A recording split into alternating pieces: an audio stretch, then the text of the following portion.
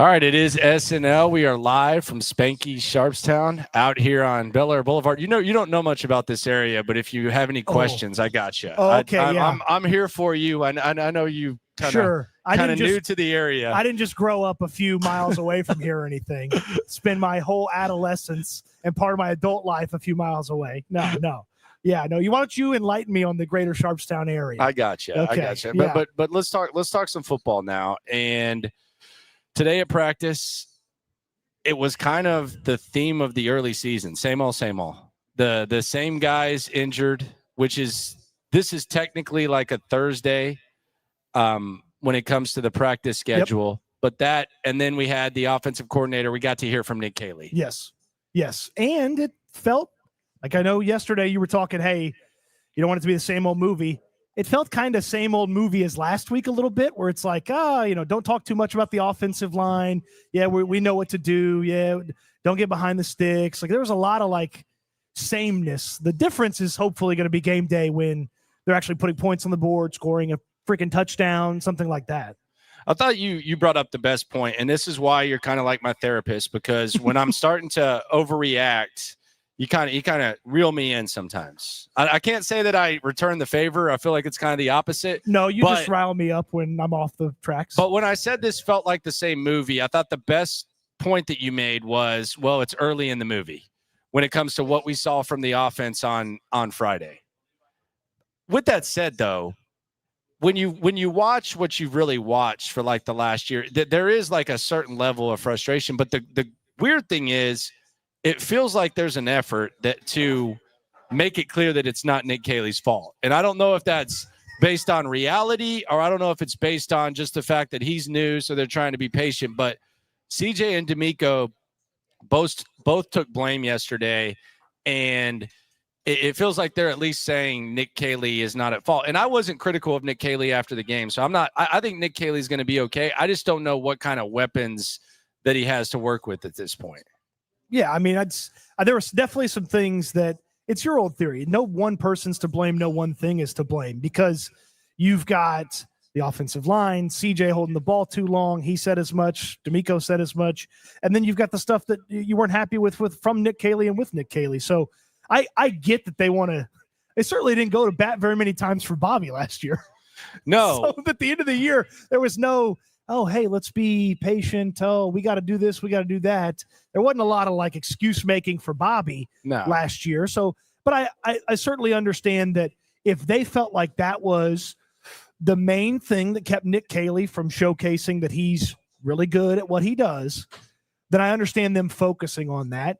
I also didn't love that part of the old arsonists and the firefighters conversation from a few years ago with Bill O'Brien. The offensive line put them behind a couple times. You can't tell me the offensive line played good too.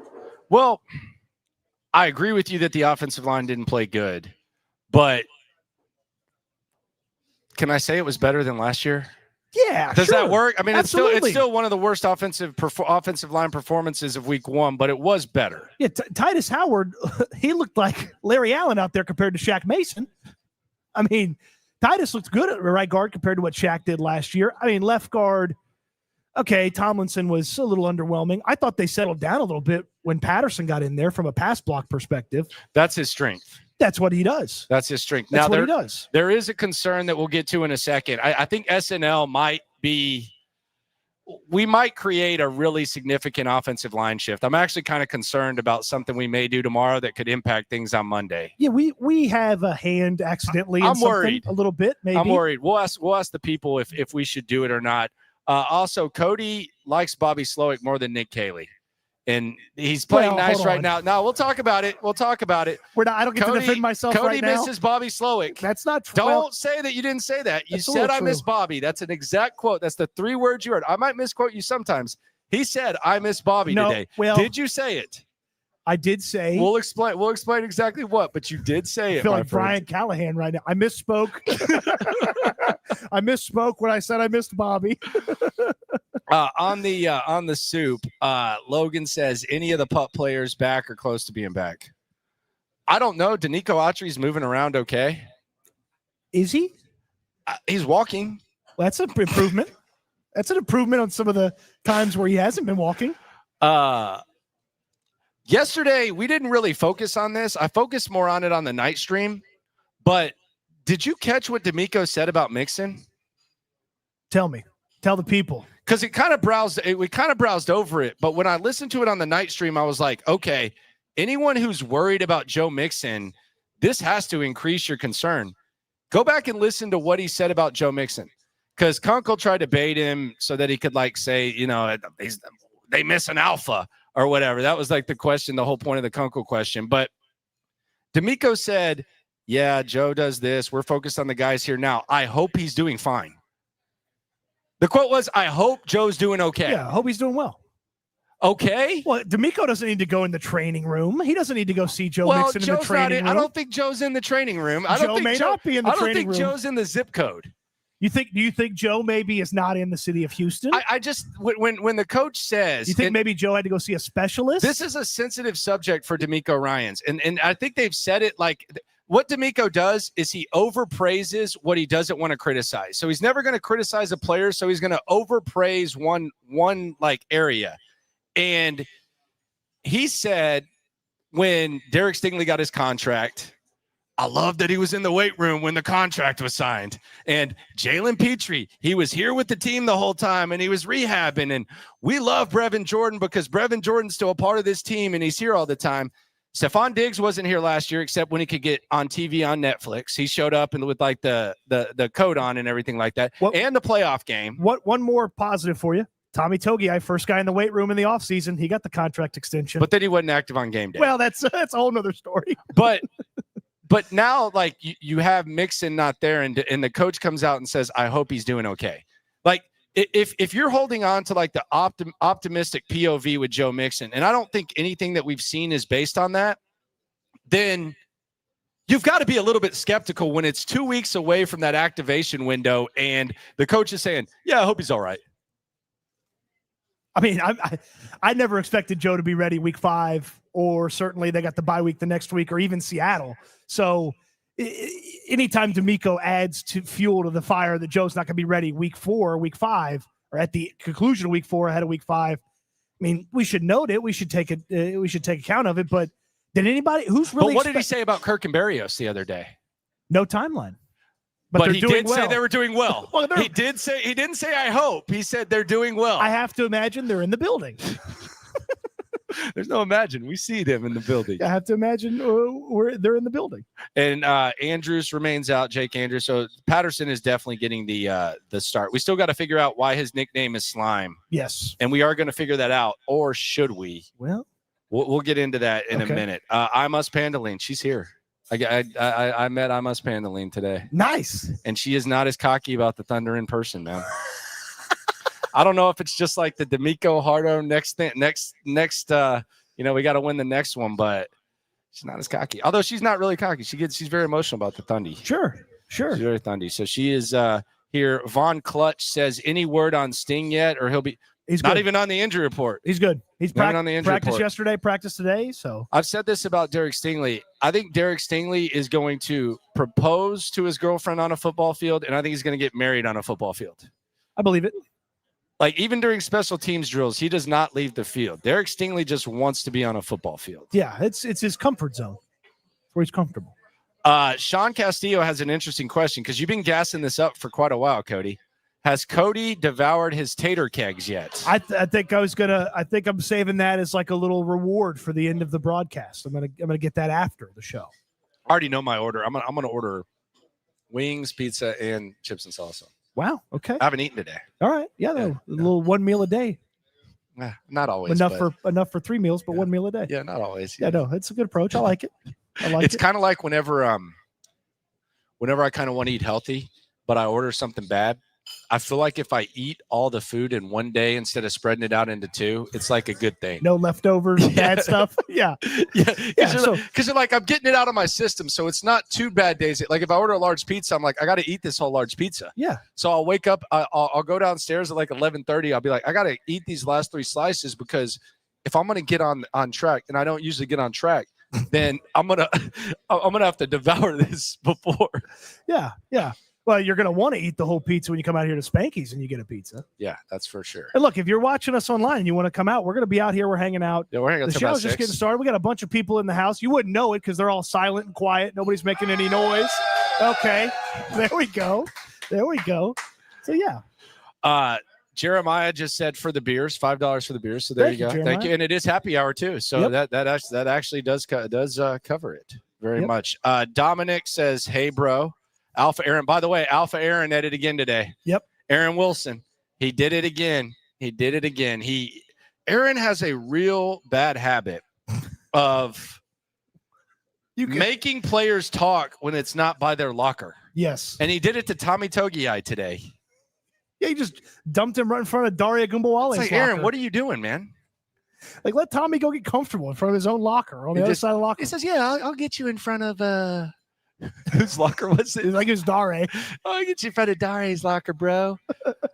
DeRhino says, I got 5 on tater cakes. So there you go. Cody's just getting his tab picked up. Well, you know, hey, they're delicious. Maxwell77 had to work, so couldn't be there. I would be happy with putting up 30 plus and still losing than putting up 10 and winning Monday. That's an interesting point. No, wins are more important. But if the offense looks good and you lose a shutout, I think you walk away feeling pretty good. A shootout, yeah. I said shutout, shootout, lose a shootout. Lose a shootout, yeah. Dude, I think winning's better. So if they win 9-6, you'll feel okay. Yeah, winning is better, but if they put up 30, yeah. Like, remember when Deshaun? Why am I bringing up Deshaun so much lately? Great question. I don't know what's going on here, but. Like, you remember when he lost to the Patriots and he lost to the Seahawks and you were like, okay, this offense looks good. And then they beat the crap out of the Titans. Like, you felt good about the offense. Don't you think feeling good about, but wins are more, this team, what they want to achieve, where they want to go, they need to stack victories. They need to, the Rams game is one of them. The Buccaneers game is one of them. Those flip games that could go either way over the course of the season. You've got to put as many of those in the win column as you possibly can. It doesn't matter how you put them in the win column. They need to be in the win column because you do not want to be stuck in that 4 seed, having to go to Buffalo, having to go to Cincinnati, having to go to Baltimore, having to go to Kansas City. You want to try to flip some things and make stuff go through NRG. The Buccaneers game's an important one. You need to win. Look, we got Texans cap here. Look at that. Texans cap is here. John McClain is here. You can see John with the posse. He's rolling deep, man. The posse's got deeper. I don't know what John's been up to and what kind of hood rat activities he's been up to, but his posse has grown. Yeah, exactly. His posse has grown. John McClain. They're getting bigger and bigger. The legend. Yep. By the way, John McClain, I'm glad he wasn't at Texans today because he would have had to smack some people around. Oh, yeah? There were 2 people besmirching John's favorite Chinese restaurant today. Oh, yeah. I couldn't believe people were talking about that. They were lucky he wasn't there. He'd have to lay the smack down. Von Clutch says, I hope Jalen Reed is close to being back. I would think Jalen Reed. What's he going to do? Well, he's just going to be depth at safety. You think C.J. Gardner-Johnson's playing the whole season? You think you want to put a bunch of MJ? Did he play week 1? Yeah, Puka Nacua saw him. Puka Nacua saw him a bunch. He's like, where's 8? Oh, okay. All right, he's on me. All right, there's 10 yards. There's 10 yards. I talked to Dalton Schultz today, and I kind of think he catfished this week. I kind of feel like he catfished. Dalton Schultz did? I think so. You don't think he's actually spry and revitalized and re-energized? No. I think, first of all, Dalton's jacked. That you noticed that? Yeah, Dalton's in good shape. He's jacked. I feel like he's in better shape. But he said he changed the offseason activity. But he posted a picture of him hurdling, and it makes it look like it was actually like a solid hurdle. But we saw it, and it was kind of uncomfortable. So I feel I'm catfish. Okay, I get you that. I give you that. Yeah, I'll give you that. Cam says, y'all enjoy a cold one for me, boys. I appreciate y'all. Yeah, appreciate everybody on the live stream, and certainly appreciate everybody that came out to Spanky's here today. Yeah, we're a few hundred deep on the live stream, so shout out to all 300. Shout out to everyone in the crowd right now. So, Cody, you got to explain yourself. You said today, quote, I'm not misquoting you on this one, I miss Bobby. I do. I miss Bobby from a podium perspective because today Nick Caley went to the podium, and it was very Bill Belichick-y, Patriot-y. New England Patriot-y, Nick Caserio-y, where, hey, what went into the decision to move all the offensive alignment around instead of just inserting a backup? Oh, we're going to do what's in the best interest of the team. Cool. I've heard that one before. That's on the Nick Caserio soundboard. If Nick Caserio and the Bill O'Brien soundboard. If they had action figures with little pulls in the back, that'd be one of the phrases that they would say is we're going to do what's in the best interest of the team. And then I didn't feel like he had, like, if he'd just been like, hey, the guy stuck up for me, I need to do better, like, I'd have got that. But there wasn't a lot of, I don't expect him to explain the solutions at the podium, but he could have inspired a little bit more confidence. What would you want to hear from him, though? Because, like, with Bobby, after the Green Bay game, you wanted, like, that explanation, the Joe Mixon and stuff. I asked him about Nico. You did? And yeah, I asked him about Nico, and he did say, we gotta get Nico the ball a little bit more. Who's it on? The rookies I asked him about too. Did I ask him like 12 questions today? No, yes. I mean, I think it was like 4. You had a couple of good ones. But I had nothing for Matt Burke, and I had nothing for Frank Ross. But the thing that I want to see from Nick Caley is I got to see more Woody Marks and Jalen Knoll. Yeah. The snap. I think Woody Marks' snap was 11%. Sounds about right. No, it was 27. If that, yeah, I think it was like 20. It might have been 21, 27. I like how you looked at Texans cap because he's like a little information. And I like database. how he knew. Yeah, a little information database. There was definitely a 2 in front of it. So for me, like the question is, if Jalen Knoll can't get 35% of the snaps whenever you don't have your 2 slot guys, sure, what's going on? Well, here's D'Amico Ryans and CJ Stroud go to bat for Nick Caley, and I like it. I understand that. Oh, we can't play behind the sticks. We can't get in second and long, third and long. I get all that. I understand it. The stuff Nick Caley's in control of, Nick Caley needs to do a better job. You got to start the right offensive line this week. You got to get those. What's the right offensive line? To me, it's Ariante Ursary at left tackle. I agree.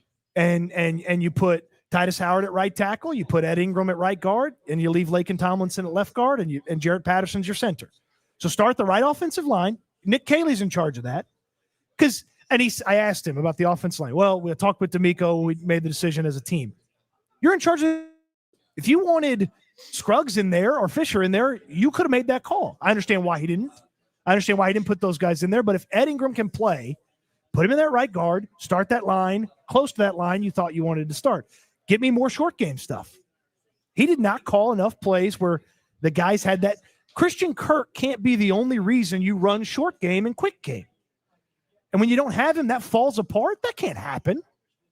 Not when you have Jalen Knoll, right? who you made a luxury pick on. Yes, that's the whole thing is that you have Jalen Knoll. Yeah. Like this isn't like a free Mechie type of thing.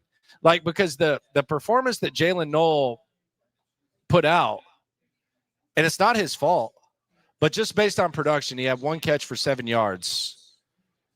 The performance he put out was like Mechie and Hutchinson versus the Jets 2 years ago, and then Mechie and Hutchinson when you needed them last year. Right.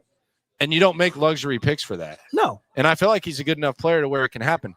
The other thing, and this is nerdy as hell, they're running like a lot of 11 now. 11. They're running a lot of 11, and I think it has to do with injuries, but 11 personnel, 1 back, 1 tight for.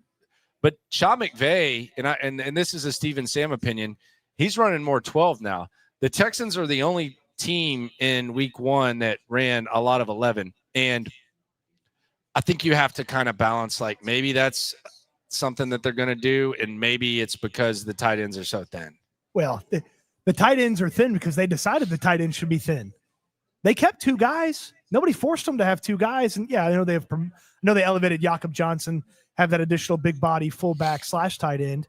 Nobody forced them to keep 2 guys. If they wanted more tight ends on the field, I mean, they had the opportunity last week to do it, but they decided to put those more wide receivers out there. Now they don't have the I don't want is it Howard Bryant or Harrison Bryant? Howard Bryant's the author. Harrison Bryant's the tight end. I get them mixed up all the time. Yeah, difference. I don't want Harrison Bryant on there with Dalton Schultz. Like that's not a good 2 tight end set. Well, here's my thing though. What is it too far fetched to think that Harrison Bryant could get to the point where he's as good as Stover? Yes. You think? Yeah, because if he could get to that point, he'd still be on a football team. Well, he was 2 years ago. Well, I'm just saying, like you're talking about a guy who's had a good block. Thought so highly of him, they just let him walk. Well, you let players walk. Well, they had to pay somebody who takes up a large amount of cap space and a large amount of space in the massage table. But Harrison Bryant has played at a higher level than Cade Stover in the last 2 years. I don't think it's like the Sure, yeah, I agree. So Harrison Bryant, it's not too far fetched to think that you can at least get like some sort of version of what you have with Schultz and Stover when they were a combo. Boy, that offense really was bad week one. That Harrison Bryant's now the savior for the offense. He's not a savior. He's the savior. Harrison Bryant's going to save us all. No, it's about being better than Cade Stover and being able to run some 12 instead of some 11. I don't so much 11. I don't believe that you can just take Cade's workload and immediately dump it on Bryant's plate, which concerns me a little bit because that means a little bit more for Dalton. And the more you put Dalton on the field, I think the less you're going to get eventually some diminishing returns on having him on the field so much. He needs to stay fresh. He needs to not block as much. But, hey, maybe Harrison Bryant, not Howard Bryant, that's the author. Maybe Harrison Bryant's going to go out there and surprise us all. But they thought so highly of him, they kept Graham Mertz instead of him on their active roster. By the way, I must Penalene says the tater kegs are popping. I'm telling you, the tater kegs. So there you go. Yeah? Did you get them loaded or no? Loaded back there? Okay. Yeah, there you go. There you go. All right. We're out here at Spanky's, Sharpstown on Bel Air Boulevard. The Drunk Texan says, by the way, Spanky's Monday, Wednesday, the one topping large special, elite. Yep. Elite. The Tuesday pasta, elite. Yep. It's just solid all the way around. Can't wait to eat those wings. Yep. Sean Castillo, shout out to you, my friend. Is James being too mean? I want to ask you this. James on the chat says, Pierce could be traded for some ranch dressing at this point, and no one would cry about it. Are you tired of Dameon Pierce? Do you have any hope for Dameon Pierce? I don't think they can quit him. It's waning. If you have any hope, it's got to be waning. Very little. I don't want him I would prefer British Brooks active and Dameon not active on Monday. I don't believe that's going to be the case. They don't like British Brooks at running back. They don't even entertain it. That's fine. If you just give me more Woody Marks, less Dameon Pierce, I'll be a happy camper on Monday. 1984 Cade says maybe we can get Xavier Hutchinson to put on 30 pounds and have him help out at tight end. I don't think the frame can hold 30 more pounds. Yeah, no, I don't think he can hold 3 more. It is intriguing that a lot of the success they had in New England, Nick Caley was there, and previously coached the tight end position, and now it's Dalton Schultz and Harrison Bryant as your tight end room. Because unfortunately, now look, they had a lot of bad luck here with the injuries at tight end. You can't predict Brevin's knee's going to blow out. You can't predict Stover's going to break his foot. But now a position that they felt like was pretty set starting training camp is in a total amount of flux. The problem that I have with that, based on the dialogue that we've been having about Nick Caley, the problem I have with that is that I've worn this out. I've talked about how New England would go from 2 tight ends with Gronk and Aaron Hernandez. Right. Your role model. And Gronk, he's a good businessman. Gronk, yeah. And then they would go to Edelman and Wes Welker with 2 slot receivers from the 2 tight ends. Yep. Then they went back to the 2 tight ends with Gronk and Marty B. Then they went back to the 2 slot guys just based on adjustment with Amendola and Edelman. That's what I thought the Texans would do. Now, in fairness, they didn't have Christian Kirk, so that wasn't even a possibility either. Right. But I do wonder if this offense has shifted from Joe Mixon just brings an element that we really need to now it's Christian Kirk. I mean, because that's not something you want to depend on. You don't want to depend on Christian Kirk. But you see how that would be an annoying element of this offense if Christian Kirk was the key to the way you built the offense. Like you shouldn't have the offense set up that way. And if it is set up that way, you should have somebody that could fill that role. And I thought that was they did. I thought that was going to be Jalen Noel. Apparently it's not. Well, it's 1 week, but I agree with you. I agree with you wholeheartedly. All right, so I'm just going to get this out of the way, and I'm going to put my stomach where my mouth is. Okay. They're going to win this week, and if they don't, I'll drink 8 ounces of apple cider vinegar on Reaction Monday. Here we go. I will drink. I will drink 8 ounces. You heathens! I can't believe you're cheering for this. I'm up with the 8 ounces. 8 ounces of raw apple cider vinegar, Monday, 8 a.m. I won't even say a word. Well, we start at 9 a.m., but 9 a.m. Okay. 9 a.m. Yeah, we moved it back to 9. Yeah. 9 a.m. Tuesday. If they lose. Wait, right when the show starts, 8 ounces of apple cider vinegar, no words spoken. Okay. That's how confident I am. Okay. You think I want to do that? I'm drooling just thinking about it. It's disgusted. I can feel it coming down here. It's a bad idea. They're going to win. I believe they're going to win. They're going to win this game because there's no possibility that the superpower of this team is still the defense. And I do not think DeMeco Ryans is going to get sliced and diced by Baker Mayfield. No. I know that we go back to 2 years ago. 2 years ago was a long time. And that was really the first time that Baker got like any ounce of that. I do not think there's any chance in hell they lose this game. So I think they're going to win. So all this talk, this is like big picture type of stuff. If they lose, we can reevaluate. That's the fluid process of like NFL football talk and what we do. But I don't see any scenario where they lose this game. If they do, 8 ounces on Tuesday. It's setting up for a great bounce back opportunity when you think about who the opponent is and the situation that they're in from their offensive standpoint. They're going to be down. Charlie Heck may be playing tackle for the Tampa Bay Buccaneers on Monday. Like there's a great chance Charlie Heck is starting for the Buccaneers on Monday at Energy Stadium, and Danielle Hunter and Will Anderson are feasting on the corpse that is Charlie Heck. Well, the other thing that I've been listening to, like as you listen to like kind of the data from Tampa Bay, like how we're talking about the Texans offensive line. And by the way, the Rams, I've said this, their last 4 games, not counting week 18. I'm quoting Sam and Steve a lot from the 33rd team.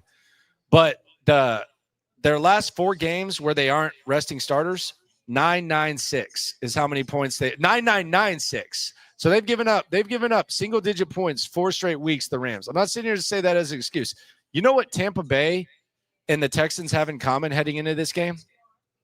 Tell me. Their pressure rate was both in the 40s. And that was against Atlanta. That wasn't Will Anderson to Neal. And you know who else looked good? Sheldon Rankins. Mm-hmm. Sheldon Rankins is pushing the pocket back a little bit. And that's a short-term thing, but and one of the solutions that Tampa has is they're moving a guard out to tackle, so that weakens the interior of their offensive line. So it's set up for this Texans defense to really kind of lead the charge and put you in a situation to succeed, give you a chance to win. Now, is the offense going to score any points against Todd Bowles? I would hope so. Score a freaking touchdown. Yeah, there's going to be some blitz. The matchup, some people might go back and look at like Patriots versus Todd Bowles and all that. I don't know that you can make a lot of that. But I respect Todd Bowles a lot. Are you a Todd Bowles fan? I like him as a defensive play caller.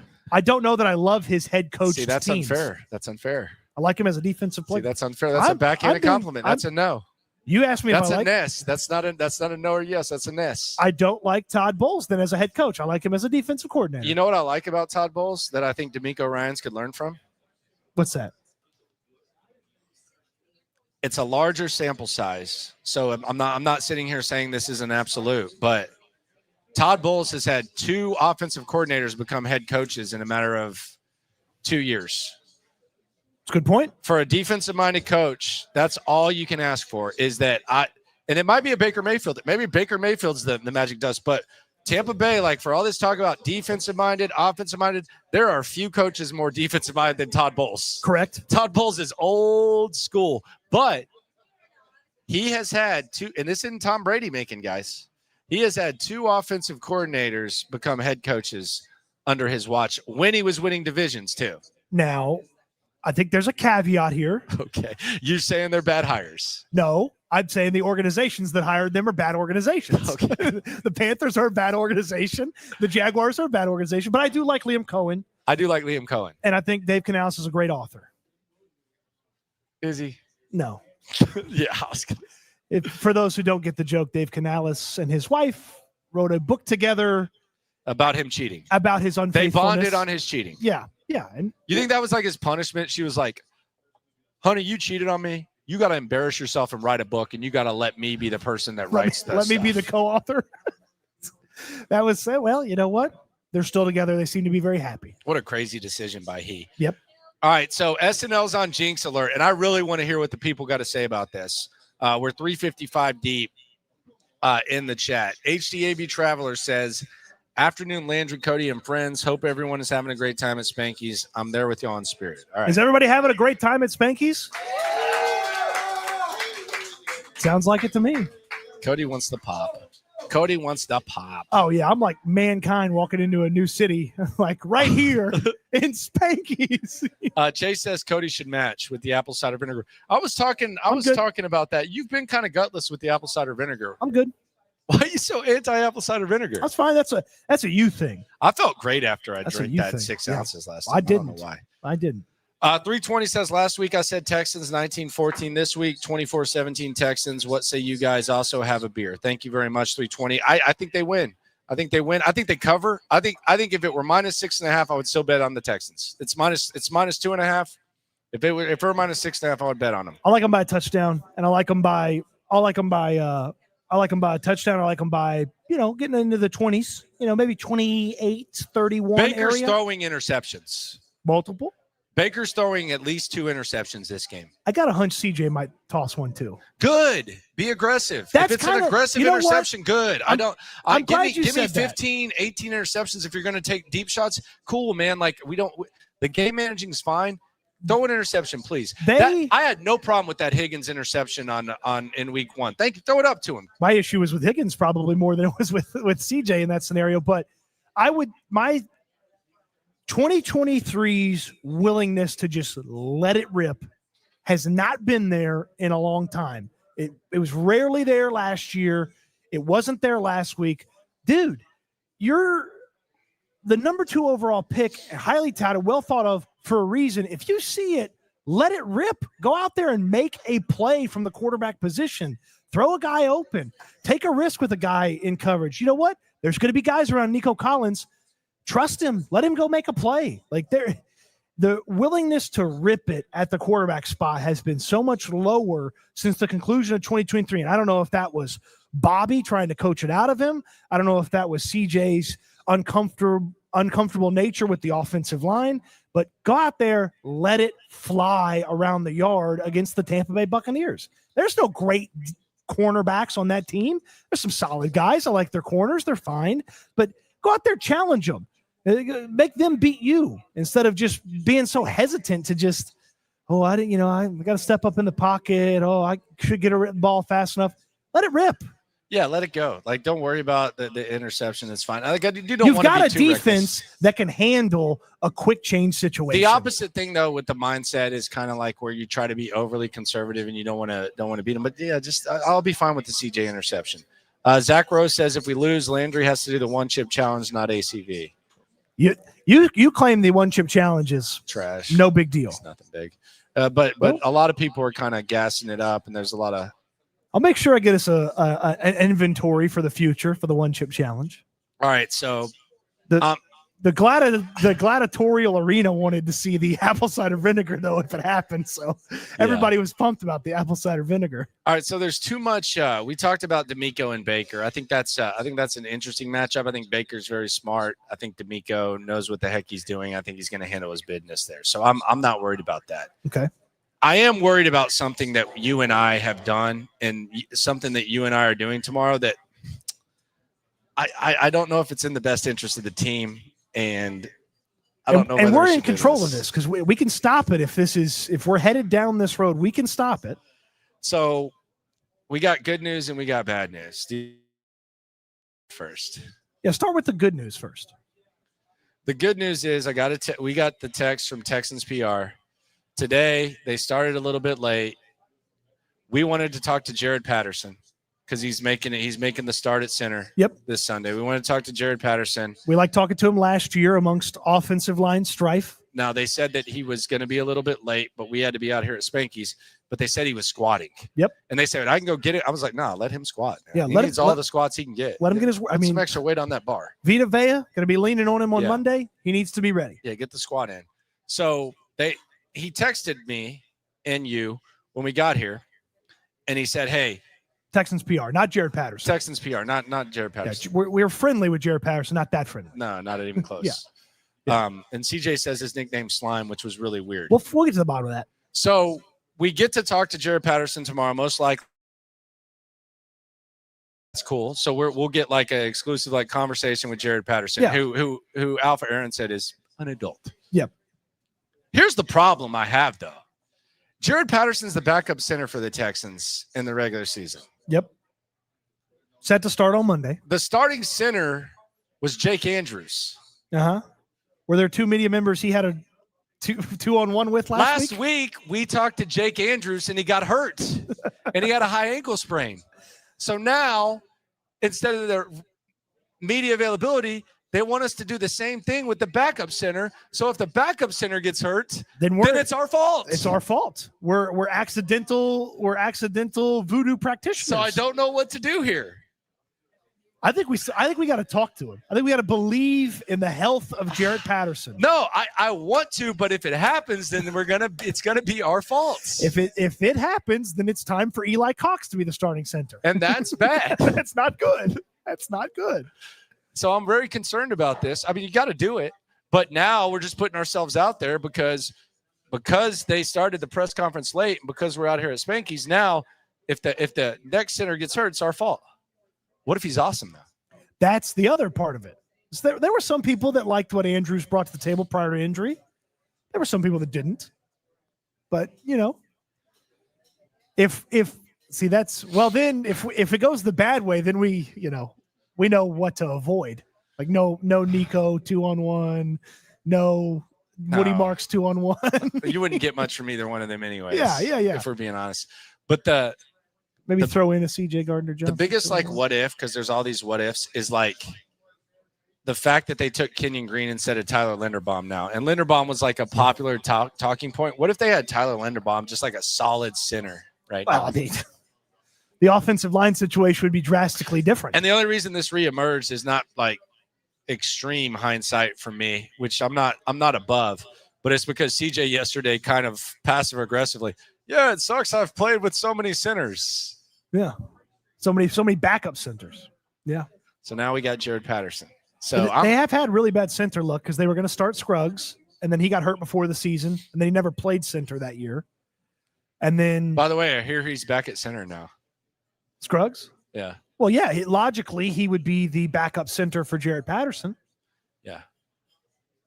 Well, I'm sure they last year, Nick Caserio told us he's a much better center than he is guard. Yeah, I don't know where he got that from. Yeah, well, Juice Scruggs apparently not good at anything because they won't put him on the field.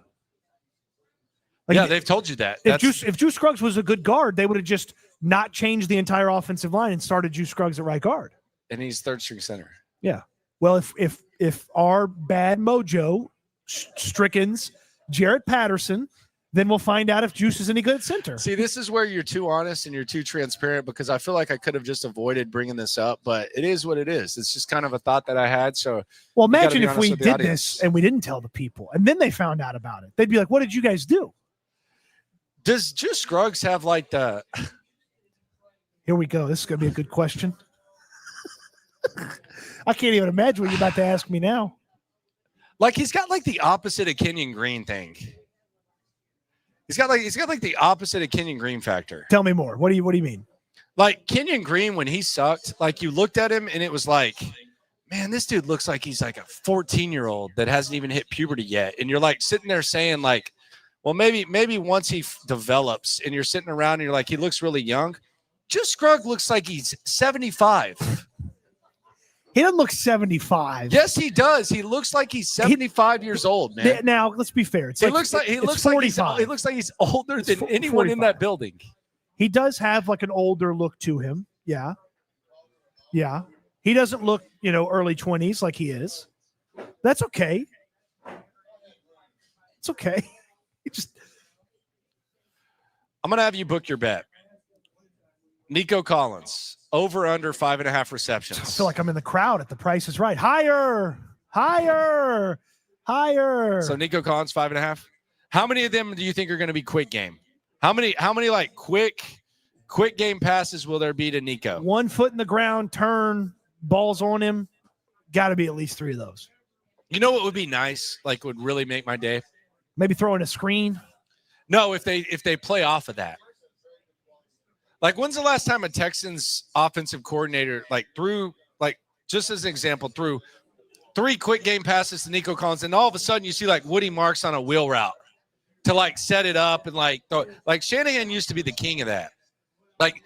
When's the last time the Texans actually did something to set stuff up? I don't want to bring up Deshaun again. I'm going to go Will Fuller. It's always like Will Fuller deep toss. Well, you can't do that when you play behind the sticks, Landry. When it's 2nd and 15 because the offensive line false started, you can't do that. Can't get the ball quick to Nico Collins. Even though Nico catches the ball really well over the middle of the field and is one of the better yards after reception receivers from a physicality standpoint in all of football, but just get it to him on a 5-6 yard in, let him catch the ball, run over a couple guys. Next thing you know, might have a first down.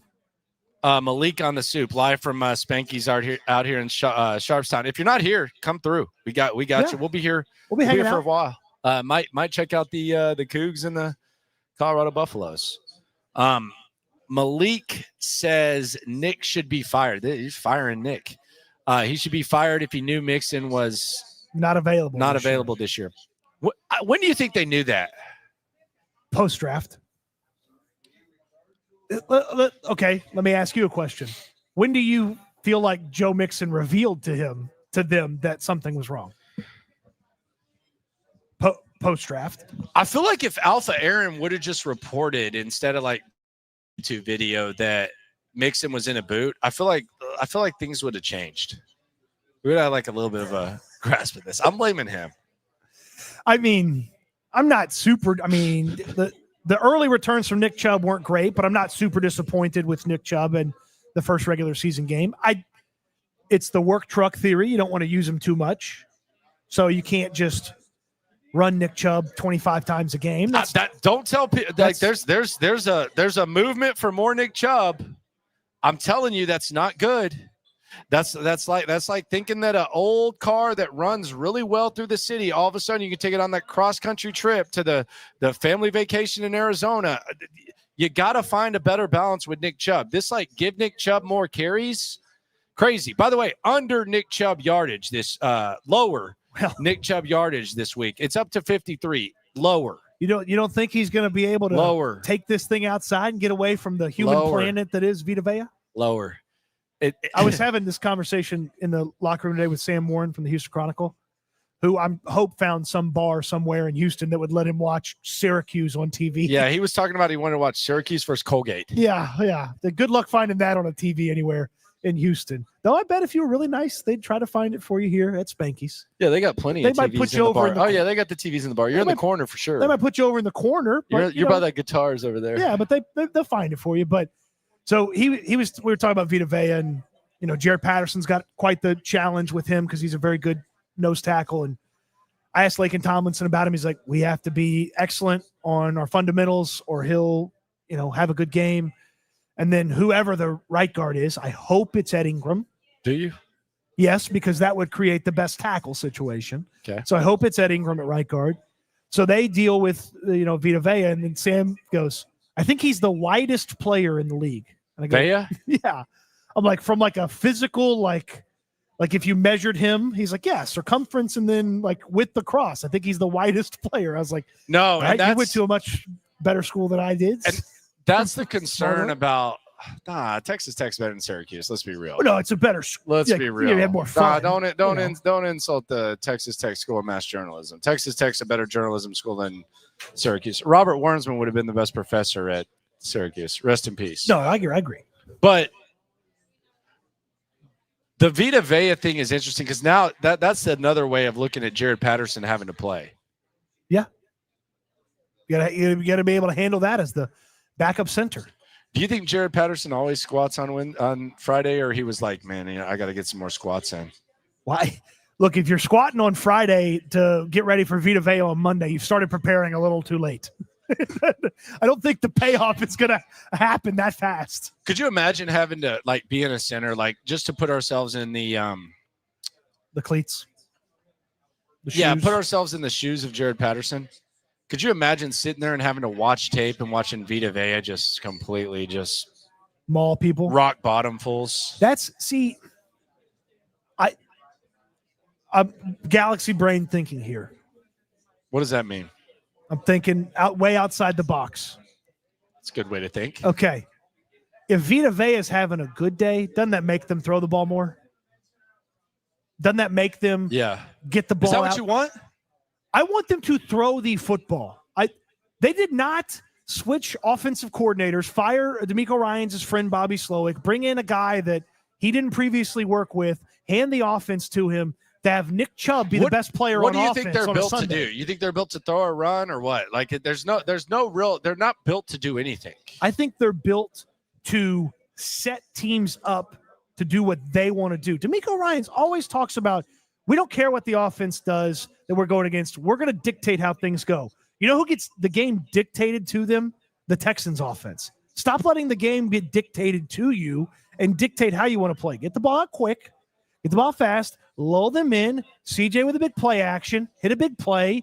Get the people juiced up at NRG Stadium and put one in the end zone. Like it sounds complicated after watching what we watched the other day, but it doesn't sound that crazy. We haven't really seen like a I guess you can say we saw it because I don't think a script should be written in stone. But we haven't. I want to see what a Nick Caley script looks like when there's not a penalty on the first play. Sure, because that's got to be like, as if your offense is scripted early on, that's defeating. You should still be able to overcome a 5-yard penalty, like in a perfect world. Like I say, should, but like it shouldn't just like make it hopeless. Like it's not a Blake Fisher face mask type of situation. But I do want to see what this Nick Caley script looks like. And because the first play of the game was a 6-yard toss to Schultz. Mm-hmm. And who knows what it looks like, but I do want to see what a Nick Caley script looks like. Yeah, it'd be nice if he could maybe script one all the way down the field for an opening offensive drive touchdown. Really kind of, because if you put one on the board early, that takes a lot of the, like, there's a big exhale if you score early in this one. If you're sitting here into the first quarter, middle of the second quarter, still haven't put a touchdown on the board, starts to build on itself, doesn't it? Yes. Yeah. So yes. you definitely would love, as soon as you can, get one on the board, kind of get that pressure out of there that you're putting on yourself to score, and then just go. Okay, well, see what Todd Bowles going to be aggressive. Use the aggression against them. You know, a little play action over the top on them. On the soup, Wag says, "Good day, gents and fellow Texans." Mark Rose says, "Hi guys, love the show. Let's hope the team can show something on offense, and then let this defense haunt." Go Texans from Glasgow, Scotland. How about that? We got people in Scotland. Scotland in the chat today. Hey, shout out. What time is it in Scotland right now? This is the wrong show to be discussing time zones. I don't believe in time zones. It's against my religion. So, Derek Oozle says, Chubb versus Pierce. I'm all in on Chubb. Yeah. Why wouldn't you? At this point, yes. I'm all in on Woody Marks. I'm all in on British Brooks ahead of Pierce. Give me some Jawar Jordan. Why not? You know what? Promote Jakob Johnson from the practice squad. Let's do a fullback dive instead of giving the ball to Damian Pierce. You mean Ray Charles? Ed Ingram, no vision by Damian Pierce. No vision if you didn't catch the joke. Logan Taylor says Ed Ingram is a full go. He was full participant today. So I guess we have the injury report. Yep, injury report. I don't know if I would read a ton into that, but yeah. I would be. He might stink, though. We got to realize That's that. Fine. He might stink. He might not. I'm ready to find out if Ed Ingram's worth a damn. I'm ready to find out. He might be terrible, but I'm ready to find out if he's any good. They're ready too. That was their first option. And by virtue of finding out about Ed Ingram, I get Ursary at his more comfortable position of left tackle. I get Titus Howard at his comfortable position of right tackle. Does Ed Ingram sound mean? I've never talked to Ed Ingram. I've never talked to Ed Ingram either. That might be something tomorrow. By the way, I got to confess this. My day clock is jacked up because we got to cover practice tomorrow. It feels like Thursday. It's actually Friday. Everyone's on like the Friday vibe. Oh yeah, feels a little bit different. Yeah, it's all day today. I've been thinking it's Thursday, and it's football team Thursday. It's real people Friday. By the way, we got confirmation today, and you probably already know this. You know who's calling the game, right? Texans cap. Joe Buck and Troy Aikman are calling the game. Joe Buck and Troy Aikman for the Monday night. Yeah, so the A-team Monday Night Football team is calling the Texans game. I was a little worried that the Texans were going to get the B team for both of the Monday Night Footballs. Yeah, Louis Riddick telling everyone they're a dumbass, like basically. I mean, Chargers, Raiders, I could have seen where they would have dumped Troy and Joe there, but it's good that they gave him the early one. Nah, Troy just wanted to go up 45 and Joe just does it. But yeah, so they got Troy and Joe, which is fantastic. That's great. That's great. Is there better? I tell you what. Do you think there's better? Ian Eagle and JJ were pretty damn good. You just told me not to overreact to one game. That's an overreaction. They were good though. Well, you know what? They were good though. I got a little insider tip here on JJ. Ian Eagle and JJ called the final Jets preseason game. And my Jets insider, Jake Asman, explained to me that JJ knew everything about every player, and it's the final preseason game, and it's a bunch of guys that aren't even on NFL teams anymore. And JJ knew something about all of them. JJ will never Romo. He will never, like, if you give JJ money, if you give JJ $5, he's going to make sure the $5 is worth it. Yeah. Yeah, he will never just coast through it. Yeah, no, they're better than Nance and Romo. They're already the top CBS team. Whenever the Texans are on CBS, I hope it's not Nance and Romo. And I know Nance is a legend. They're already the top CBS team. Can we get to the 50th Masters already, and then Jim can go?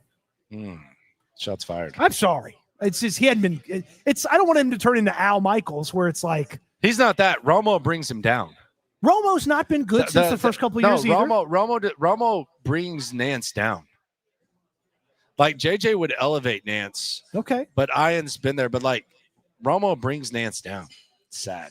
Where are you on Collinsworth? I love Collinsworth. Not my favorite. He's a good bit. He's a good bit, and he's been good for the game. Now here's a guy. He invests in the game. People really don't know how athletic he was either. Oh, because he was a white pass catcher? People think he was unathletic? Yeah, he looks unathletic, man. Well, he looks like he could use his spindliness to his advantage. Wag says the passing game can easily be set up by the run game and vice versa. Get them hot wings for me. Okay, we got the wings. There you go. Yeah, so you got to get the wings. Yep. I have to maybe get the tater kegs. Preston says, I definitely agree with you, Landry. CJ Stroud, first year with Bobby, they ran the same play 3 times, but ran 3 different plays off the same look to set up a bigger play. Yeah, Bobby was weird first. I don't know what happened. But Bobby the builder in year 1, and then he just stopped building. Boy, what a bad decision by him to decide. You know what?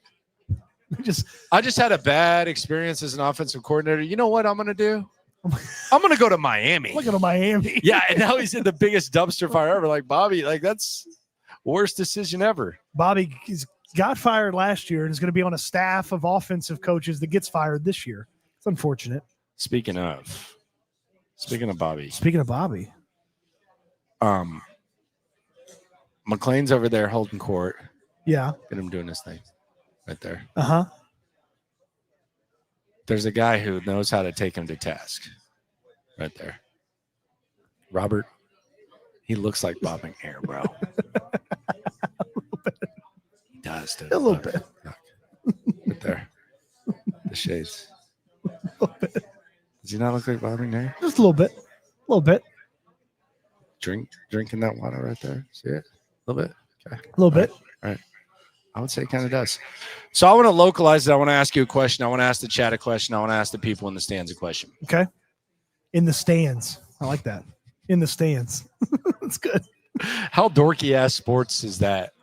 There's no stands. I'm like at I could have just said at Spanky's. Yeah, that's the nerdiest. You could have gone for the cheap pop and get everybody cheering. Where you're like, you wanted to ask the people here at Spanky's a question, and then they went nuts. But that didn't happen when I just did it. So. All right, so I want to localize it. All right, what do you got? And I want you to fill in the blank. Did you like fill in the blank questions? What were your favorite types of questions when you didn't know the answer? Were they fill in the blank? Were they multiple choice or essays? I liked essays because I felt like I could BS. I'm not shocked by that at all. Yeah. Give me a multiple choice question, but a fill in the blank's nice too. Okay. Did you draw the line through the choices that you didn't think it was on the multiple choice? And then circle the one that you like? Yeah, of course. Okay. Yeah. So here's my question. A Laramie Tunsil false start, because we watched Washington yesterday. Yeah. And we watched Green Bay. A Laramie Tunsil false start or penalty makes you feel blank. Put you on the spot. Jubilant. In that I don't have to watch that hurt the Texans anymore. Jubilant. It's a big word. Joyous would also work. People say giddy, validated, vindicated. Hey, in addition to the false start, he was getting worked last night. And the folks in Washington. He's not great, dude. The folks in Washington are not happy with Laramie Tunsil. No, and he's going to get grilled too. They are not happy with Laramie Tunsil. It's not as friendly of a media group. They might have hit the eject button at the right time. No, they did. And this was something that we talked about last year. Like, you're not the individual stats and like the whole offensive line, not great. But I'll never forget hearing from someone that Tunsil was headed to the Pro Bowl last year when he was on one of the worst offensive lines in all of football. It was just beyond me how that could end up being the case. You know what I heard about Laramie Tunsil from someone who knows him pretty well? I'm almost afraid to ask you what that is. No, because I kind of thought about it and I was like, what would that take? Vindication is the most popular. Vindication feels like a good one. Yeah, vindication is the most popular word. Shout out to Patrick too. Now, it's not like Cam Robinson was out there shutting it down at left tackle against the Rams, but, you know. So I heard this from someone who's tight with Laramie. Okay. And I don't think this is like putting business, like unnecessary business out there, but. Hey, bro. No one here. Come okay. on, bro. Come on, man. I was wondering if maybe it was Aaron. Come on. I was just wondering. No, but he told me that Laramie Tunsil had one goal, like remaining in his career. And I heard it and I was like, okay, cool. Like, and this is someone who really likes him. I figured it was Super Bowl. Yeah. When you don't have one, isn't that the goal for most players? No. And this was not even like talking crap. This was like, so the one goal was not the ultimate goal that they play 18 games, 17 games for, eventually 18 games. He said he has one goal right now. One goal. One goal right now. What is the Laramie Tunsil one goal? Hall of Fame. Well, you know, it's the team you're always on, or whatever they say every year. I mean, he would have to win a few Super Bowls, right? Well, it would go a long way in helping the Hall of Fame case. Yeah, sure. Yeah. But that's kind of crazy, though. An individual accomplishment. I mean, it's understandable. When you think about who the player is. No, I agree. But, like, it's like, what makes you think you're even, like, close to that?